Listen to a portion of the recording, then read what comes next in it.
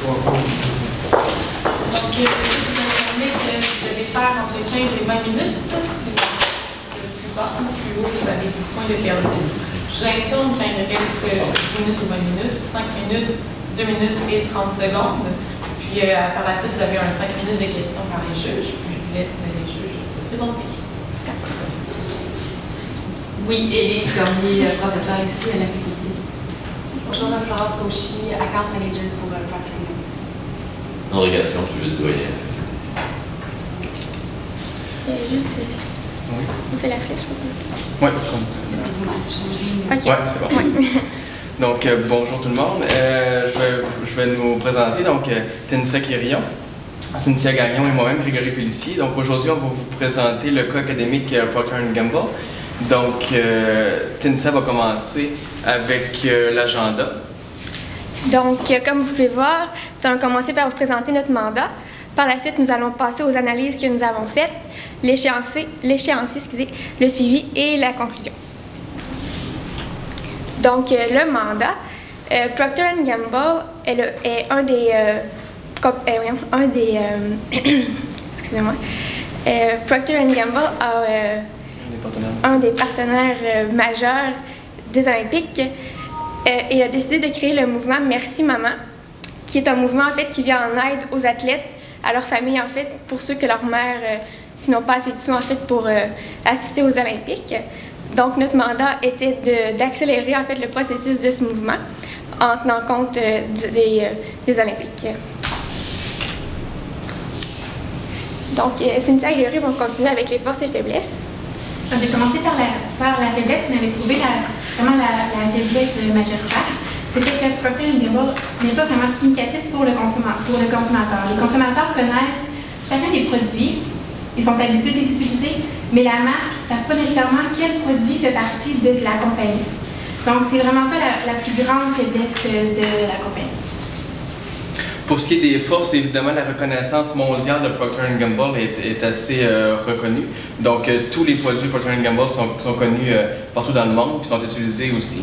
Donc, c'est des produits quotidiens, c'est des produits comme de tous les jours. Donc, on les achète quotidiennement, on les utilise quotidiennement, donc on les connaît, mais comme Cynthia l'avait mentionné, pas nécessairement la marque Procter & Gamble, mais plus les produits comme Crest, Tide et tout ça, donc plus les produits en particulier. Donc, c'est des forces puisqu'ils sont bien reconnus dans le monde. Pour ce qui est des opportunités et des obstacles, moi et Grégory, nous allons poursuivre. Donc, Grégory va commencer avec les obstacles. Donc, évidemment, la notoriété des autres commanditaires dans les tops, comme on avait vu dans notre document, donc des Olympic Partners, donc la notoriété est très importante pour ces autres commanditaires-là. Puis également, l'espace médiatique des autres partenaire des Olympiques est très importante également, comme si on pense à McDonald's ou à Coca-Cola qui est très, très importante au point de vue télévision et aussi dans les journaux. Donc, c'est quand même un obstacle pour Procter & Gamble. Oui, cependant, pour l'opportunité, en fait, Procter & Gamble se distingue parce qu'en fait, il y a beaucoup de produits. C'est pas comme McDonald's, par exemple, qui vont faire une publicité sur McDonald's. Ils vont faire un produit. Procter & Gamble ont la possibilité de faire des publicités sur chaque produit. Donc, il va y avoir plus de possibilités de publicité dans ce cas-là. Un autre obstacle est également la difficulté d'attirer une nouvelle clientèle, parce que comme c'est des produits qu'on utilise comme à chaque jour, souvent on a tendance à acheter toujours les mêmes produits ou la même marque, tout ça. Donc des fois on n'a pas tendance à essayer d'autres marques, donc on garde vraiment plus en tête une seule marque ou un seul produit qu'on va acheter en particulier. Oui, cependant, la fidélité des clients est une opportunité en fait, parce que quand un client a l'habitude d'acheter un même produit, il va toujours acheter le même produit. Donc, si avec la publicité qu'on va faire pour les Olympiques, en fait, on est capable d'attirer d'autres clients, on va aussi avoir leur fidélité. Donc, la fidélité des clients est très importante. Et en fait, l'opportunité majeure serait que les Olympiques, c'est un événement mondial. Donc, Procter & Gamble va vraiment avoir beaucoup de publicité grâce à ça. Donc, il va se faire connaître à l'échelle mondiale. Donc, nous avons quelques suggestions à vous proposer pour accélérer le mouvement Merci Maman. Donc, notre première suggestion était d'émettre un logo des Olympiques et aussi du mouvement sur les produits de Procter & Gamble. Donc, Crest, Tide, Swiffer, tous les produits. Il pourrait aussi avoir un montant X qui pourrait être pour le mouvement. Donc, ça mettrait les personnes sensibilisées à la cause encore plus. De plus, c'est les femmes qui vont habituellement chercher les produits ménagers dans les épiceries, dans les magasins. Donc, voir sur Tide que ça peut aider d'autres mères à aller voir leurs enfants dans un événement aussi important pour leur vie, ça pourrait aider d'acquérir des nouveaux clients qui seraient vraiment sensibilisés par la cause. Ensuite, il va y avoir des publicités marquantes durant le cours des Olympiques. Ce serait aussi vraiment important des publicités qui nous feraient rappeler on se rappellerait la publicité même après les Olympiques. Ce serait vraiment important. Oui, par la suite, nous savons que Procter & Gamble est un des commanditaires pour la Maison olympique du Canada. Donc, nous avons pensé qu'ils pourraient mettre à la disposition des athlètes et de leurs familles les produits Procter & Gamble dans cette maison-là. Donc, si les familles et les athlètes ne les connaissaient pas vraiment avant, donc ils vont avoir l'opportunité de les connaître et peut-être de les adopter. Donc, ça va aussi aider aux produits de Procter & Gamble.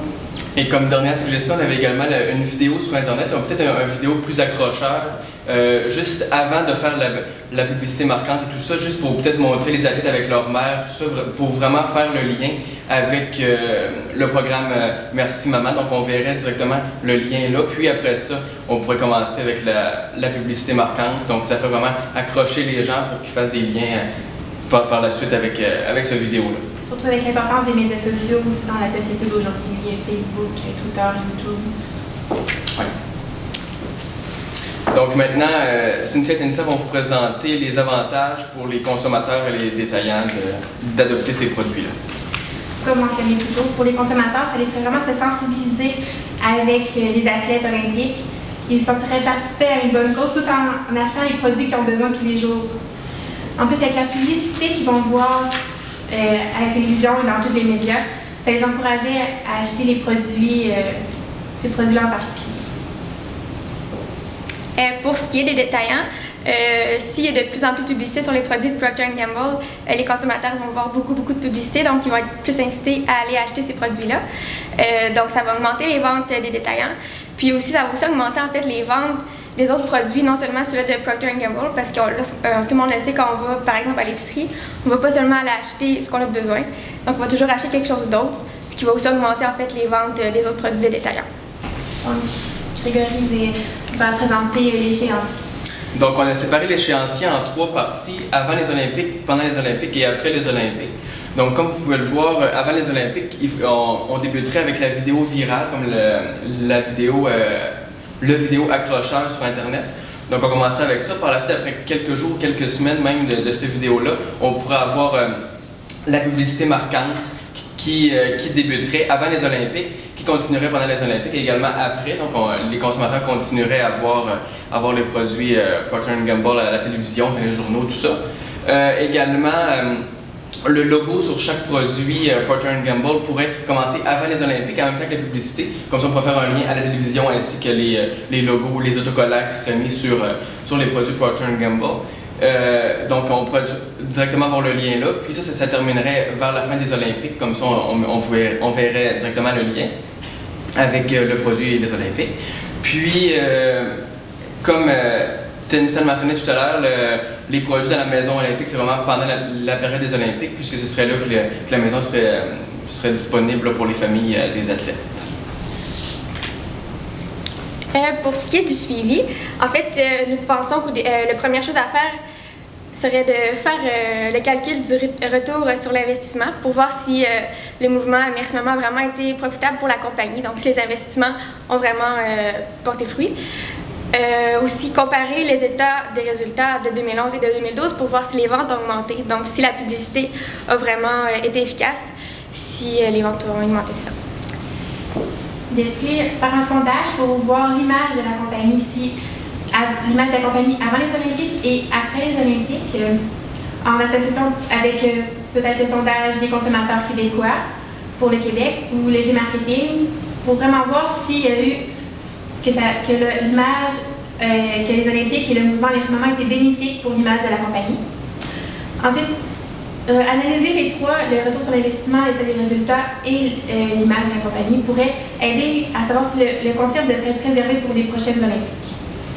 Également, il y aurait une possibilité de la création d'une fondation parce que sur le point de vue marketing, parfois on a les consommateurs ont plus tendance à donner ou à acheter des produits qui vont aller à une certaine fondation. Donc, c'est sûr que le mouvement Merci Maman est très intéressant. Peut-être si on pouvait le transformer en fondation, quelque chose comme ça, peut-être que les consommateurs seraient plus intéressés à donner ou à participer à cette fondation-là.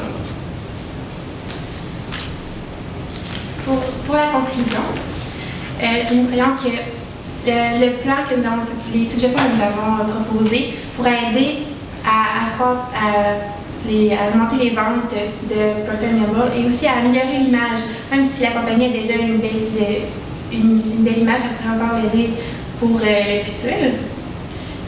Donc, ça pourrait vraiment aller avec les objectifs que la compagnie s'était fixés. Puis comme l'image est très importante aussi, on sait que cette compagnie-là est présente partout dans le monde. Donc, c'est pas nécessairement évident de cibler soit une partie du monde ou une partie en particulier qui serait plus intéressée par les produits. Donc, c'est quand même important d'y aller à l'échelle mondiale. Puis c'est sûr que si on cible comme les mamans ou tout ça, que dans le mouvement Merci Maman, ben, c'est sûr que c'est probablement elles qui ont plus de contrôle sur ce qu'ils achètent à la maison pour les produits Procter & Gamble. Donc, c'est très intéressant d'axer vraiment sur cette clientèle-là. Puis aussi sur la variété de produits aussi, parce que durant les publicités, des fois, voir toujours la même publicité durant toutes les temps olympiques peut être un peu lassant pour les consommateurs et les spectateurs. Donc, avec Procter & Gamble, de voir toute la diversité de produits, ça fait des possibilités de différentes publicités. Donc, ça pourrait permettre aux téléspectateurs de vraiment vouloir et trouver accrocheuse les publicités.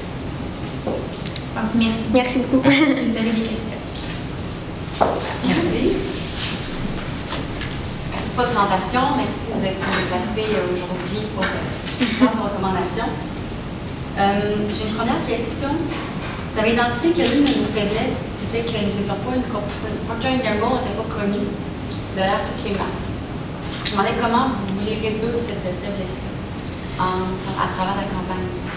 Je pense qu'en disant que les téléspectateurs vont voir Merci Maman, puis ils vont associer, ils vont dire ah, tous les produits-là sont associés au même mouvement.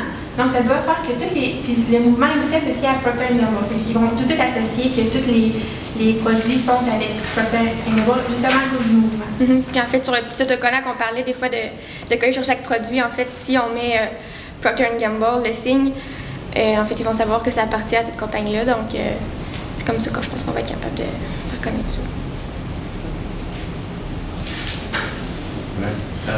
Vidéo virale, j'aimerais vous entendre un peu plus là-dessus.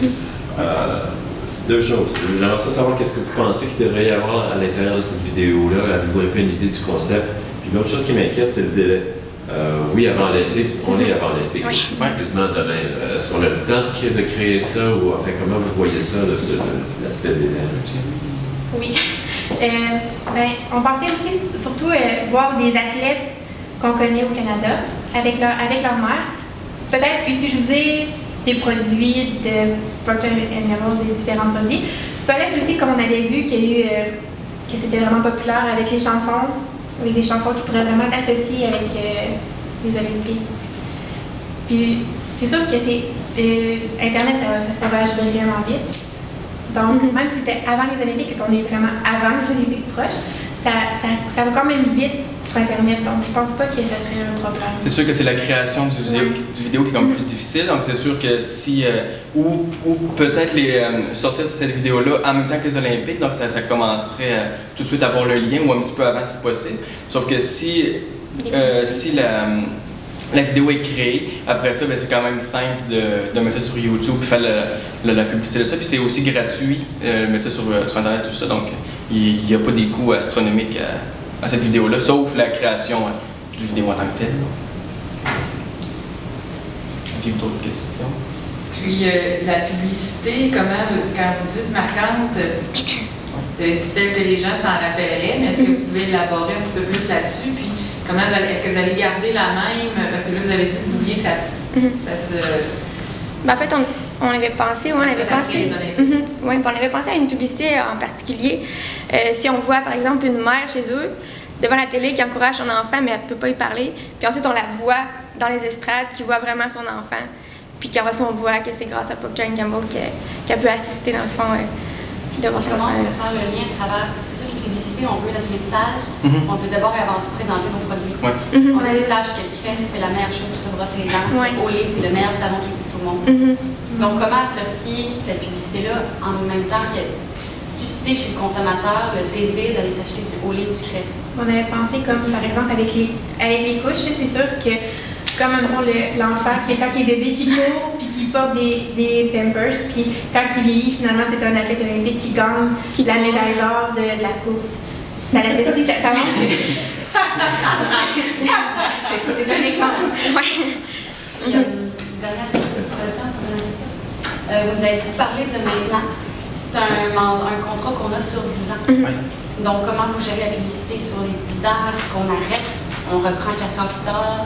Est-ce qu'on l'étale? Comment vous voyez cette gestion-là? Bien, je pense que ouais, s'il y a eu des publicités des fois qui ont été plus marquantes que d'autres, on peut peut-être les reprendre, puis ça va juste rappeler aux consommateurs, dans le fond, c'est vrai, il y avait cette publicité l'année passée, puis elle était bonne. Ou bien ouais.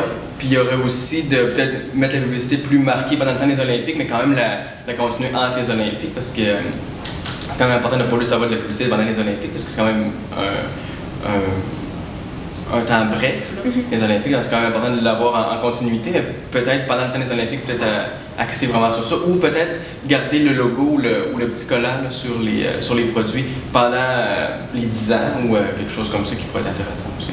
Puis tantôt, je sais pas, vous parliez aussi de la publicité après les Olympiques. On avait pensé qu'on peut filmer en fait un athlète qui a gagné la médaille d'or, par exemple, puis que sa mère a assisté à ça, donc on le voit avec sa mère, avec sa médaille, puis après les Olympiques. Ça fait, merci beaucoup. Merci. Bonne journée. Vous êtes OK?